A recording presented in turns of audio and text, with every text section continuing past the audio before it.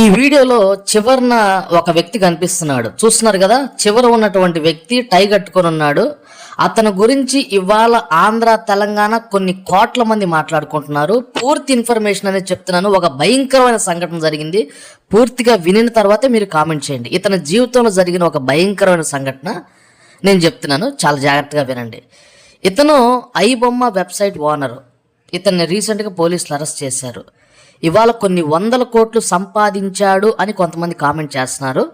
రీసెంట్గా పోలీసులు 3 కోట్ల రూపాయల డబ్బు ఇతన్ని స్వాధీనం చేశారు. ఇతను ఒక సాధారణ పేద కుటుంబంలో జన్మించాడండి. 2016 సంవత్సరంలో ప్రేమించి ఒక అమ్మాయిని పెళ్లి చేసుకున్నాడు.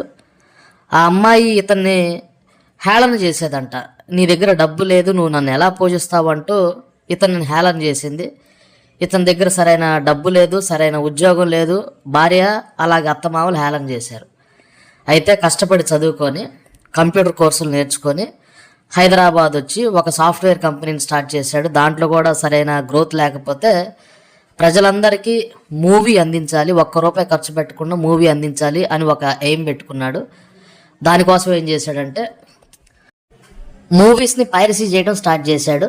మూవీస్ని పైరసీ చేయడం అంటే కొత్త సినిమాలు డౌన్లోడ్ చేసి ఇతని వెబ్సైట్లో పెట్టుకునేవాడు. ఐబొమ్మ వెబ్సైట్లో మీకు ₹1 కట్టకుండా రిలీజ్ అయిన మూవీస్ మీరు ఉచితంగా చూడొచ్చు. ఓటీటీలో వచ్చే మూవీస్ అలాగే సీరియల్స్ కూడా ఐబొమ్మలో మీరు ₹1 కట్టాల్సిన పని లేదు. అయితే కట్ చేస్తే ఒకప్పుడు పేద స్థితిలో ఉన్నటువంటి వ్యక్తి ఇవాళ కొన్ని కోట్ల రూపాయల డబ్బు సంపాదించాడు.